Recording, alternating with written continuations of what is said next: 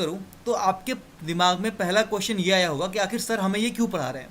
So what is the time management. So basically, in simple language, time management is a set of skills, tools, and systems that work together to help you to get more value out of your time and use it to accomplish what you want.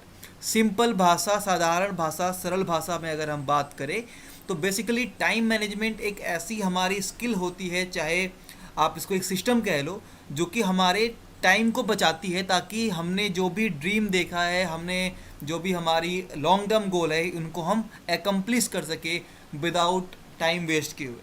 चलो इस चीज़ को समझाने के लिए मैं आपके सामने 3 example रखता हूँ. शायद आपको एग्जाम्पल से इस चीज़ का ज़्यादा जल्दी समझ में आएगा. अगर मैं बात करूँ आपके डेली रूटीन की, तो हम 2 टाइप के बच्चों को देखते हैं. एक होते हैं डिसिप्लिन बच्चे जो कि टाइम पे उठते हैं, टाइम पे खाते हैं, टाइम पे अपनी नित्य क्रिया सब कुछ टाइम पे करते हैं, टाइम पे पढ़ते हैं, टाइम पे सोते हैं. तो इन्होंने अपना टाइम प्रॉपर तरीके से मैनेज कर रखा है कि अगर ये 4 बजे उठते हैं तो इनके 2 चैप्टर ख़त्म हो रहे हैं, फिर रनिंग के लिए जाते हैं, इनका स्टेमिना इंक्रीज हो रहा है. और एक होते हैं कि जब जो काम मिला कर लिया, अपने मन से उठे, कभी भी पढ़ा, कभी भी लिखा, कोई रूटीन नहीं है. तो अगर रियल लाइफ में देखिए तो ये बंदा जो कि टाइम मैनेजमेंट, ये कैरेट जो कि टाइम मैनेजमेंट कर रहा है, ये अपने आप में एक सेल्फ डिसिप्लिन, पंक्चुअल और शेड्यूल्ड पर्सन कहलाएगा. और ये कहीं ना कहीं लाइफ में इससे ज़्यादा सक्सेसफुल होगा.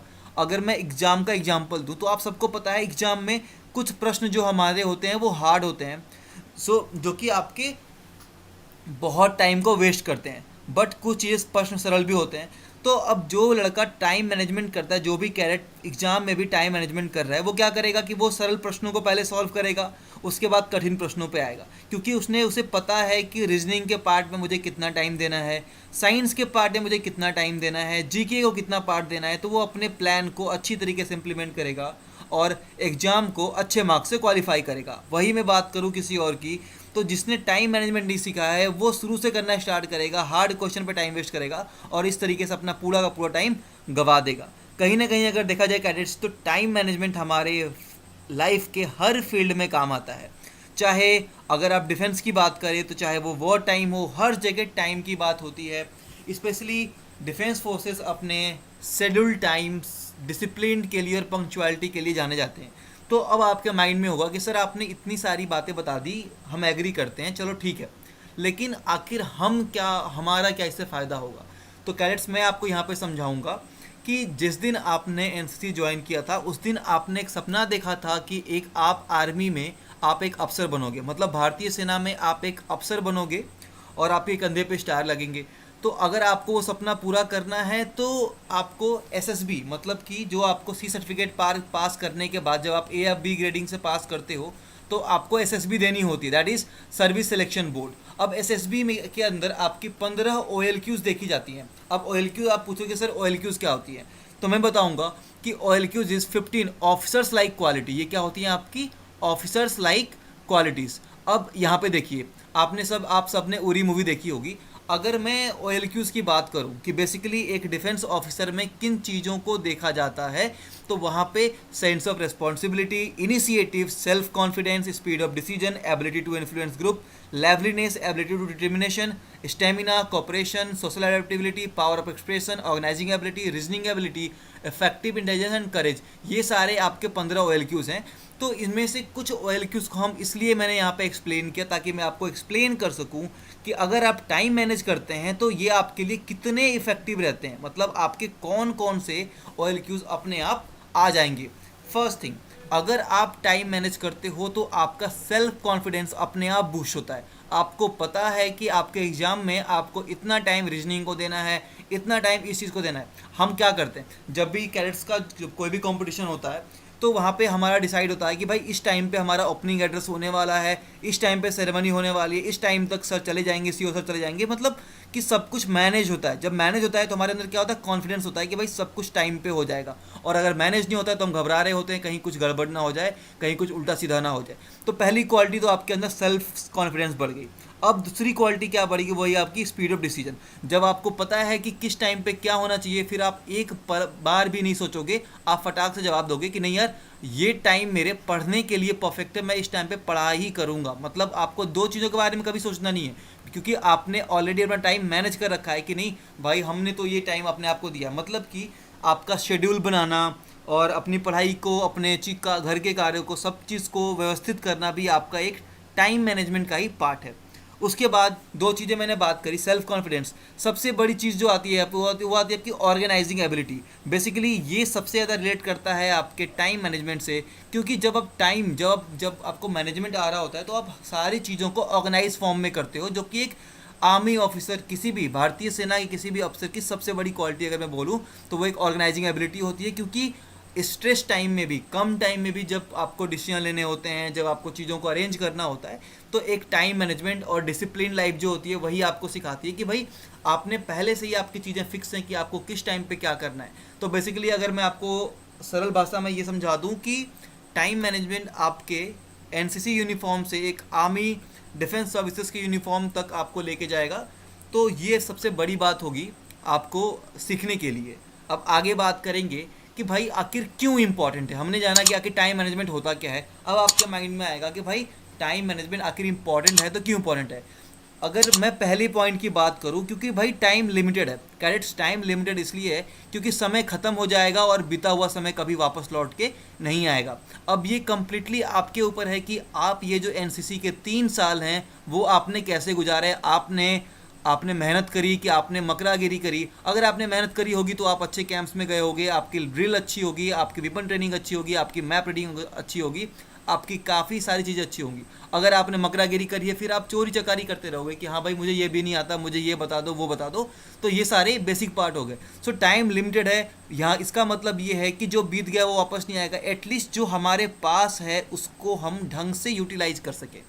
टाइम इज़ लिमिटेड का मतलब यही हुआ कि टाइम लिमिटेड है भाई। टाइम हमारे पास अनलिमिटेड नहीं, किसी को नहीं पता कौन कब, मतलब कि किसकी मृत्यु कब सुनिश्चित है। तो एटलीस्ट हमें टाइम मैनेज करके रखना चाहिए कि हमारे जो गोल्स हैं हम उनके तरफ एक एक स्टेप डेली बढ़ते रहें। सेकेंड थिंग की अगर मैं बात करूँ तो रिड्यूस और एलिमिनेट वेस्टेड टाइम। अब देखिए पूरे दिन में हमें खुद को भी नहीं पता होता लेकिन हम बहुत सारा टाइम वेस्ट कर देते हैं बात करने में। सोशल मीडिया पे आजकल बहुत सारे आपके गेम्स हैं, इन हर जगह पे हम टाइम वेस्ट कर देते हैं। अब मैं आपको एक छोटा सा एग्जांपल दूंगा कि जब वेपन ट्रेनिंग होती है, वेपन ट्रेनिंग के बाद भी जो टाइम गैप मिलता है हमें, तो उसमें कुछ बच्चे क्या कर रहे होते हैं कि बातों में लग जाते हैं, लेकिन कुछ बच्चे उसी टाइम को यूटिलाइज करते हैं गन को पकड़ के और पॉइंट करने में, कि ताकि उनका एक जो आर्म्स स्ट्रेंथ है वो थोड़ी इंक्रीज हो। मतलब वो सोचते हैं कि भाई आखिर मेरा निशाना लगा तो क्यों नहीं लगा, और सही कैसे लग सकता है, कैसे मैं बुल को हिट कर सकता हूँ। तो बेसिकली एनसीसी की भाषा में आपको मैंने समझा दिया। तो ये आपका वेस्ट ऑफ टाइम को जो है वो रिड्यूस करता है। ये आपको आइडेंटिफाई करना होगा कि आपका वेस्ट ऑफ टाइम क्या है। उसके बाद you can accomplish more with less effort. जब आपको पता होगा कि आपको किस टाइम पे क्या करना है, तो आपने देखा कि भाई चलो ठीक है सुबह के 6 मिनट में मैं 1.6 किलोमीटर दौड़ के आता हूँ, और आपने ये चीज़, अब आपको ये 6 मिनट चुभेंगे कि यार मैं 6 मिनट में ही क्यों कर रहा हूँ, क्यों नहीं मैं 5 मिनट में कर लूँगा, क्यों ना मैं 4 मिनट 45 सेकेंड में करूँ, आर्मी की भर्ती देखूँ। तो ये सारी चीज़ें आपके माइंड में आती हैं। मतलब कि टाइम मैनेजमेंट आपको मोटिवेट करता है to accomplish more with less effort. मतलब कि कम टाइम में आपके पास भी आएगा कि चलो ठीक है मैं कम टाइम दूँ, ज़्यादा एकम्प्लिश करूँ। एक चीज़ मैं और आपको, तो एफर्ट की अगर बात करें कि अगर ये तो मैंने आपको दिया कि भाई टाइम के साथ कैसे आप कंपटीशन फील करते हो। एफर्ट की बात अगर हम करेंगे तो बहुत सारे एग्जांपल हम ले सकते हैं। देखिए जैसे कि हमने दो चीज़ों के लिए टाइम मैनेज किया और वहाँ पे हमने ये सोचा कि प्रेशर नहीं आ रहा है, मतलब कि कोई किसी भी चीज़ का हमारे ऊपर प्रेशर नहीं है, तो हम चीज़ों को आराम से करेंगे। हमने इनफ टाइम बचा के रखा है अपनी किसी भी चीज़ के लिए, तो हम बिना एफर्ट के आराम से उस चीज़ को कर पाएंगे। तो ये भी होता है एक आपके ये पॉइंट। नेक्स्ट पॉइंट की बात करूँ जो मैंने बात की थी, इम्प्रूव डिसीजन मेकिंग एबिलिटी, कि जब हम क्लियर होते हैं अपने टाइम के साथ कि भाई देखो चलो मान लो मेरे मॉर्निंग का टाइम है, अगर मतलब किसी भी टाइम पे जब भी डिसीजन लेने की बात होती है, जब हमारा टाइम एक ढंग से मैनेज होता है। अगर एक कंपनी की बात करूँ, आपके कंपनी में अगर इतने सारे कैडेट्स हैं और आपने पहले ही मैनेज कर रखा है कि भाई मॉर्निंग में ब्रेकफास्ट के बाद हमारा ड्रिल होना है कोई भी चीज़, तो आपके पास सीधा डिसीजन मेकिंग एबिलिटी होगी कि नहीं इस टाइम पे हमें ये चीज़ करनी है, या फिर कैसे हम इस चीज़ को आगे इंप्रूव कर सकते हैं। इसके बहुत सारे एग्जांपल हो सकते हैं तो ये आपके डिसीजन मेकिंग एबिलिटी को भी इंप्रूव करता है। That is one of the your OLQ, that is officers like qualities. ठीक है, उसके बाद मैं बात करूंगा रिड्यूस स्ट्रेस। अब स्ट्रेस को रिड्यूस करने की बात कैसे होगी? आपने देखा होगा कि जिनका टाइम व्यवस्थित नहीं होता है, मैं छोटा सा एग्जांपल लूंगा यहाँ पे, आप सबको बहुत ही प्यार से समझ में आ जाएगा। देखो, एक लड़का है जिसने अपने एग्जाम के लिए सारा टाइम सिलेबस मैनेज कर रखा है कि भाई 2 दिन में मेरा फिजिक्स का रिवीजन खत्म हो जाएगा, 2 दिन में केमिस्ट्री खत्म कर लूंगा, तो वो एग्जाम से पहले बिल्कुल स्ट्रेस फ्री रहेगा और पढ़ाई की तैयारी, मतलब भाई उसकी चीज़ें सारी कुछ रिवीजन हो चुकी हैं। लेकिन उनका, जिन्होंने कोई मैनेजमेंट नहीं की, जो कि लास्ट तक बुक उठा के पढ़ते आ रहे, उनका कोई मैनेजमेंट नहीं था, तो उनके ऊपर बहुत स्ट्रेस होता है। एग्ज़ाम के पहले तक वो पेपर पढ़ रहे होते हैं। एंड ट्रस्ट मी गाइस, मैंने उन बच्चों को देखा है, उनके कभी अच्छे मार्क्स नहीं होंगे, लेकिन जो बिल्कुल टेंशन फ्री होते हैं अपने एग्जाम वाले दिन, अपना अच्छे से पहले से मैनेज कर रखा है, कवर कर रखा है, वो उनका स्ट्रेस जो था बिल्कुल नहीं होता, क्योंकि चीज़ें पहले से ही मैनेज थी। अब ये रिड्यूस स्ट्रेस वाली क्वालिटी आपको बिल्कुल समझ में आ गई होगी। इसी को कहते हैं आपके इसेंशियल ऑफ टाइम मैनेजमेंट। अब बात करेंगे फ्री टाइम इज नेसेसरी। भाई अगर आप टाइम मैनेजमेंट करोगे तभी जाके आपका कुछ टाइम बचेगा जो कि नेसेसरी है आपके फ्रेंड सर्किल के लिए, आपके फैमिली के लिए, आपके जो फ्रेंड्स हैं, इन सब चीज़ों के लिए ये टाइम भी इंपॉर्टेंट है। और खुद को टाइम देना भी इंपॉर्टेंट है। जब आप खुद को टाइम नहीं दोगे तो आप ज़्यादा प्रोडक्टिव नहीं होगे। सो ऐसे करके हम, जैसे कि मैंने थर्ड पॉइंट की, अगर हम टाइम मैनेजमेंट करें तो हम ज़्यादा प्रोडक्टिव हो सकते हैं, काफ़ी चीज़ों को प्लान कर सकते हैं, बहुत सारी चीज़ों को सीख सकते हैं। अब मैं आऊँगा कि प्रिंसिपल क्या होते हैं टाइम मैनेजमेंट के। तो so there are some basic principles of time management and these are given in the subsequent paragraphs. अभी देखिए, मैं बात करूँ कि develop a personal sense of time, make sure you know where you time goes, don't depend on memory is treacherous, put time under microscope, you can not manage time that is past but you can examine how. Simple और सरल भाषा में, आपने personal sense of time को develop करो। कैसे? मैं अब देखिए यहाँ पे आपको ये देखना है कि भाई आकर आपका वाकई में जो टाइम है वो वेस्ट कहाँ हो रहा है। आप मेमोरी पे मत याद रखो कि आपने याद कर लिया यार 2 घंटे तो मैंने ये किया था, फिर ऐसे करेंगे वो करेंगे, ये सब चीज़ें नहीं। अगर उनको पेपर पे लेके आओ, आप देखो, उनको लिख के देखो कि यार मैं 2 घंटे पढ़ने बैठा था, तो आखिर मैंने 2 घंटे पढ़ाई की कि मैंने 1 घंटे के बाद 15 मिनट मैंने फ़ोन उठा के चला लिया, या फिर कुछ और सोचने लग गया, मेरा दिमाग कहीं और चला गया, इन सारी चीज़ों को। उसके बाद identify the long term goals. देखिए, the foundation of a good time management is to first find out what matters deeply to you. मतलब आपके लिए डीपली क्या मैटर करता है, what it is you really want to achieve in life. जब आप long term goal पे focus करोगे, अगर एक कैडेट, अगर आपको क्लियर है कि भाई मुझे फ्यूचर में लेफ्टिनेंट बनना ही बनना है, आर्मी एज ए ऑफिसर में, as a officer commission, army में कमीशन लेना ही लेना है, तो आप ऑलरेडी अपने आप टाइम मैनेज आपका हो जाएगा, क्योंकि आपके माइंड में एक ही बात घूम रही होगी, मुझे अफसर बनना है, अफसर बनना है, अफसर बनना है। तो ये सारी चीज़ें आप ऑटोमेटिकली करोगे। क्यों करोगे? क्योंकि आपके माइंड में आपने एक सपना देखा कि भाई मुझे यूनिफॉर्म चाहिए, तो वो डिमांड करता है आपकी पढ़ाई, आपका डेडिकेशन, आपकी कम्युनिकेशन स्किल्स, आपकी पर्सनालिटी, सब कुछ। तो आपको कहीं ना कहीं इन चीज़ों के लिए टाइम मैनेज ही करता है। ठीक है, तो अगर आप लॉन्ग टर्म गोल को आइडेंटिफाई करते हो, ये हर पार्ट में, चाहे वो community, humanity, home, family, business, career, हर जगह काम आएगा। ठीक है, उसके बाद हम बात करेंगे concentrate on high return activities.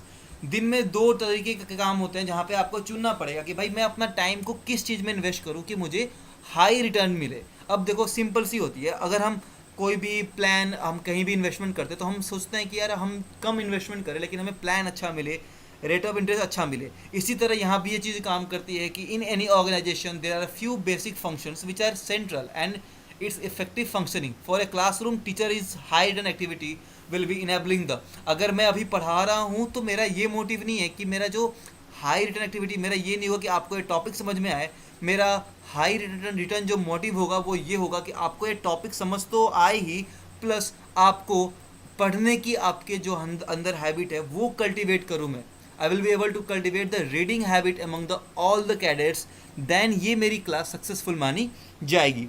आगे बात करेंगे हम कि 9th जो पॉइंट है कि वीकली एंड डेली प्लानिंग। सी, बहुत लोगों को आपने देखा होगा कि डेली प्लानिंग करते हैं, वीकली प्लानिंग करते हैं। सो आपको इस पर ध्यान देना है कि आपके लिए नेसेसरी क्या है। आई विल सजेस्ट कि मेक यू वन डे, मतलब आप अपने एक दिन को बेस्ट बनाइए, आप अपने टाइम को मैनेज कीजिए। टाइम मैनेजमेंट के बहुत तरीके होते हैं। Don't restrict you to particular time कि भाई मैं ऐसे नहीं करूँगा। अगर मैंने डिसाइड किया रात को कि आप मान लो कि आप एक कैडेट का एग्जांपल लेते हैं, एक कैडेट है साहिल कुमार, ठीक है। अब उसने उसने डिसाइड कर लिया कि यार मुझे आरडीसी में सिलेक्शन चाहिए, तो मैं बेस्ट कैडेट के लिए प्रिपेयर करूंगा। मैं रोज़ सुबह मॉर्निंग में, मतलब मुझे पूरे दिन में 1.6 किलोमीटर की रनिंग लगानी है। मुझे अपने एनसीसी बुक के 12 पन्ने पढ़ लेने हैं स्टार्टिंग से, चाहे जो भी हो। मुझे अपने कम्युनिकेशन स्किल्स पे काम करनी है, तो मैं रीडिंग अपने न्यूज़पेपर को जोर जोर से पढ़ूंगा। तो पूरे दिन में मैं कौन से टाइम पे, मतलब ये मेरे टास्क हो गए जिनको मुझे एकम्प्लिश करना था, और मैंने अपने टाइम को प्रॉपर यूटिलाइज किया इस चीज़ के लिए। एक तो ये बात हो गई जो आपकी शॉर्ट टर्म्स गोल बना के फॉलो करते हो। दूसरा, वीकली और डेली प्लानिंग का। So traditional time management teaching skill talk of daily planning. So why change, क्यों चेंज करें हम? अगर हम मेनली फोकस करें अपने डेली शेड्यूल पे, तो हमारा वीक भी प्लान हो जाएगा और हमारा मंथ भी प्लान हो जाएगा, क्योंकि जो कड़ी होती है वो डेली टू आपकी weekly and weekly to monthly ही होती है। आगे बात करेंगे, make the best use of your best time. आपको पता होगा कि पूरे दिन में कहीं ना कहीं हमारा कोई ना कोई टाइम बहुत अच्छा होता है, मतलब जिस टाइम पे हमारे दिमाग की फंक्शनिंग बहुत ज़्यादा होती है। सो आई विल सजेस्ट कि उस टाइम पे आपका 20% इन्वेस्टमेंट जो है टाइम का, वो 80% आउटपुट ला के देगा। सो चूज़ वाइजली कि आपके इम्पॉर्टेंट काम आपके इम्पॉर्टेंट टाइम पे ही हो रहा है। फॉर मी नाइट टाइम मेरे लिए बहुत बेस्ट होता है, क्योंकि मैं नाइट टाइम पे सारी चीज़ों को प्रिपेयर कर सकता हूँ, अगले चीज़ों को उस टाइम शांति होती है। सो आई कैन डू एनीथिंग। किसी के लिए दिन का वेस्ट होता है, कोई सुबह उठना पसंद करता है। तो make it, choose it wisely कि आपको किस टाइम पे क्या करना है, सो दैट आपको ये जो 80% और 20% का कॉन्सेप्ट है वो समझ में आ जाए। बेसिकली हमें 20% अपने टाइम को इन्वेस्ट करना है और वहाँ से 80% का जो है वो आउटलेट निकालना है, आउटपुट निकालना है पॉजिटिव वे में। अगर मैं बात करूँ कमिटेड टाइम की, अगर आपने कमिटेड टाइम दिया है तो किसी चीज़ का, अभी देखो मैं आपने कह दिया कि चलो 2 घंटे मैं ये ऑफिस का काम करूँगा, तो ऑफिस के काम में आप करते क्या हो कि एक 15 मिनट के ब्रेक में आप 15 मिनट में कुछ नहीं करते, मतलब अपने टाइम को वेस्ट करते। तो मैं एक सिंपल सा एग्जांपल देता हूँ, किसी भी ड्रिल प्रैक्टिस के बाद, किसी भी चीज़ के बाद आपको थोड़ा सा टाइम मिलता है रेस्ट के लिए, तो वहाँ पे हम फालतू की बातें करते हैं। सेम इन एसएसबी, अगर आपको फ्री टाइम मिला तो आप वहाँ पे चीज़ों को डिस्कस करो। ये आपको चूज़ करना है कि आप क्या डिस्कस करना चाहते हैं, which are actually free time. आपको किस, अगर आपने उस फ्री टाइम को भी यूटिलाइज कर लिया तो आप कैडेट से डिफरेंट अपने आप में हो जाओगे, आप विंड से अपने आप खड़े हो जाओगे। जैसे कि you may sometimes complain that you lack time but you have all the time there is for you. आपने कहीं ना कहीं मिस किया, आपने हो सकता है चाय पीने मिस कर दिया, आपने कहीं और वेस्ट कर दिया। जब हम टाइम मैनेजमेंट करते हैं तो आप सब कैडेट्स, आपको पता है कि हमने 3 मिनट में भी यूनिफॉर्म, आपको 3 मिनट में भी यूनिफॉर्म पहनते हुए देखा है। आप प्रॉपर टाइम पे लंच कर सकते हो, तो ये सारी चीज़ें आपकी आती हैं। Second and last not but not the list में बात करूँगा हेल्थ की। अगर आप टाइम मैनेज करते हो तो आपके हेल्थ पे भी काफ़ी प्रभाव पड़ता है। आप एक हेल्दी जो आपकी लाइफस्टाइल है उसको चूज़ करते हो। अगर मैं सिंपल सी बात करूँ तो even a few weeks ago being it is going to involve you in major waste of productive time. मतलब कि अगर आप बीमार हो गए, आप सही टाइम पे खाना नहीं खाते हो, कभी भी नहाते हो, कुछ भी करते हो, तो आप बीमार हो गए। और अगर आप बीमार हो गए तो आपका टाइम वेस्ट होगा। मतलब कि आपको देखना है कि क्या आप प्रॉपर सोते हैं कि नहीं सोते हैं। So, देखिए, do you get enough sleep? The norm is 8 hours, slightly less as you grow older. You can function on much less but your creativity is 50% down. देखिए, आप कम सो के अपनी चीज़ों को कर सकते हो, लेकिन जो आपकी क्रिएटिविटी होगी ना वो 15% डाउन होगी। अगर आप अच्छी स्लीप लोगे तो आप अच्छी तरीके से कर सकोगे। आप एक्सरसाइज करते हो कि नहीं, आप पूरे साल में कितने दिन टाइम करते हो। देखो यहाँ पे साफ साफ मेंशन है कि do you apply common sense to diet? The golden rule is to moderation of all things. Do you take exercise? Do you take holidays? Remember that you can do a full year works in 11 months, but you cannot do it in 12 months. It is a good idea to spend some time just meditating. मतलब कि अपने time को अपने health पे भी invest करें हर चीज़ से। तो आई होप कैडेट्स कि आपको ये लेक्चर काफ़ी अच्छा लगा हो।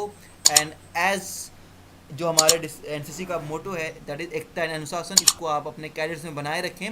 आपसे जल्दी मिलते हैं, तब तक के लिए जय हिंद, थैंक यू।